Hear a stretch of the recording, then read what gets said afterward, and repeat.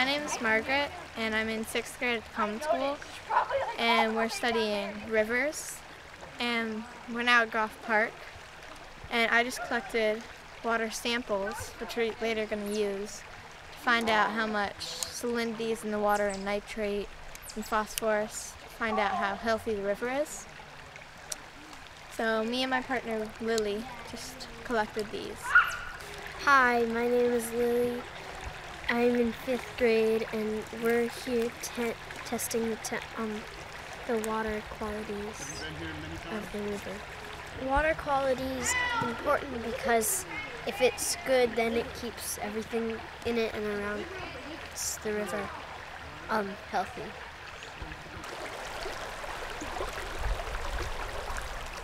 My name is Linda Donnelly, and I've been teaching at the Common School for a little over 25 years.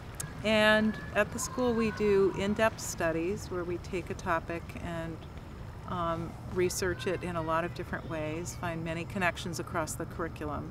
And we have this amazing land that we're on. We abut land, the Larch Hill Collaborative, which is a farm and a conservation area and an environmental science center. So we just kept brainstorming things we could do, and there was this logical connection to do something with rivers.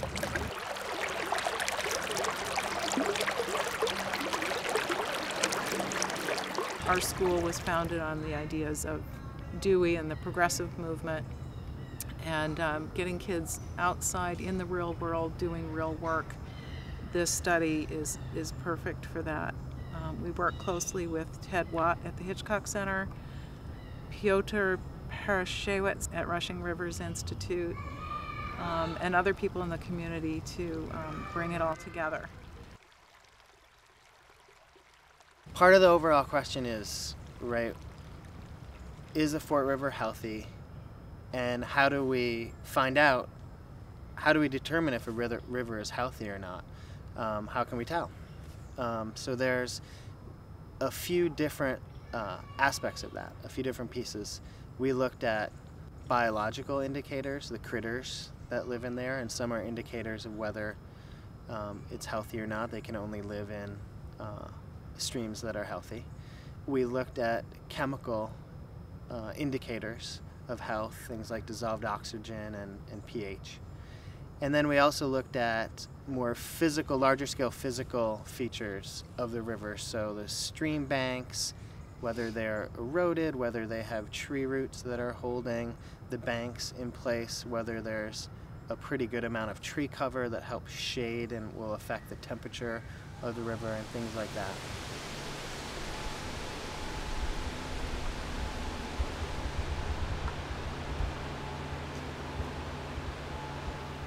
I'm Ellen Doris. I'm the Assistant Director of Studies at the Common School. An important part of our mission is to nurture children's commitment to the environment. When I think about what it means to have a commitment to the environment, I think about being devoted to it because you have a real relationship to it.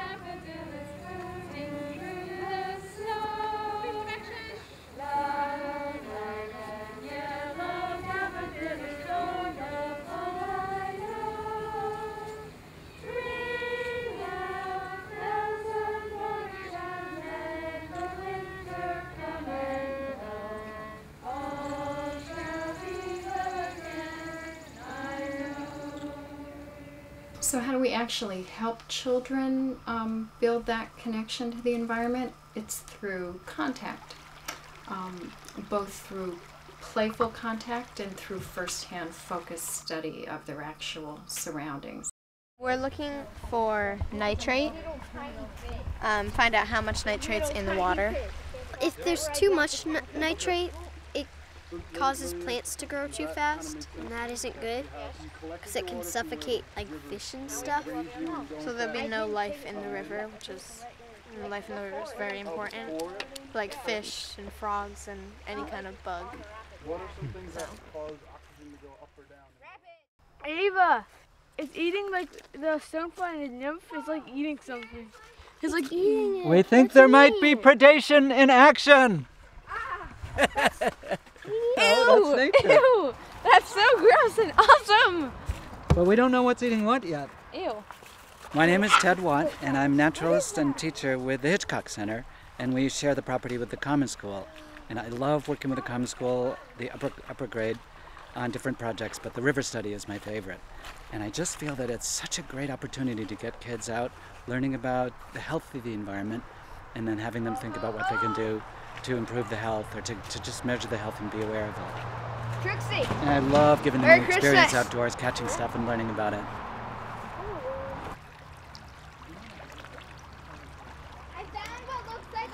Found something, and it's lively. I found it in a kind of nymph, and it is lively. Oh, Henning, did you use the kick net technique? Yep. You are so great. Here's another stonefly. Oh. Oh, Oh gently, no! gently, Trixie, gently. Good, good. Wait, what's it? I'm Henning, and I am in the E2 class. I'm a second year, which means I'm in the equivalent of 6th grade. And right now we're currently looking for nymphs and caddisflies, and we're finding out about the river. It's really fun, and the rivers are are in danger with the rest of the planet. So I guess trying to educate the next generation. So we fill it like halfway up this test tube, and then put with the water that we got from the river, and then we put a test tablet in it, and then we shake it up until it's gone. And it's supposed to turn one of these colors, and that determines how much nitrate is in the water. I would recommend doing it again, so you have two sets of data, and you can see either they're going to be the same or they're going to be different. And if one's different from the other, you may have made a mistake on one of those, or you may have collected samples from two different spots on the river. My name is Bob, and I'm recently hired at the Common School. I work at their after-school program. Each group is at a different location along this river, and they're doing a whole bunch of different tests to test how healthy this river is.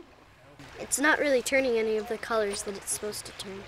We're just gonna leave it for a little bit longer. And if it see what doesn't turn any of these shades, then it must mean that there's like almost no nitrate in the water.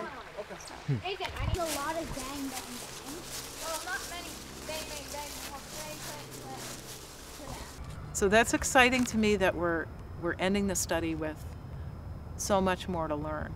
It was a really just rich time of questions. So many questions that the students had about water and where it comes from and where it goes within the town. So to make that connection as well, you know, there's these natural elements of the river and the biological chemical components.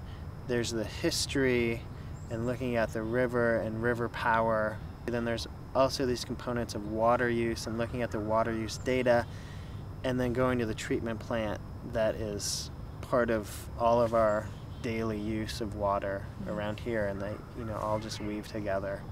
And that's the thing when you step outside and do something outside the classroom. You know, you can't control how it's going to come out. You don't know what you're going to find, and it's real. You know, just by studying something so local, something so accessible and tangible, are better prepared to understand big issues about rivers around the world and issues in our community.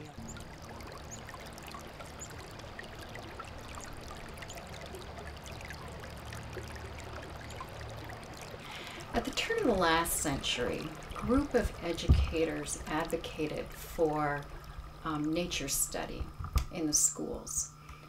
And some of the things that characterized their approach were that loving nature and developing scientific understandings about nature could go hand in hand, though those weren't things that were seen as at odds with one another.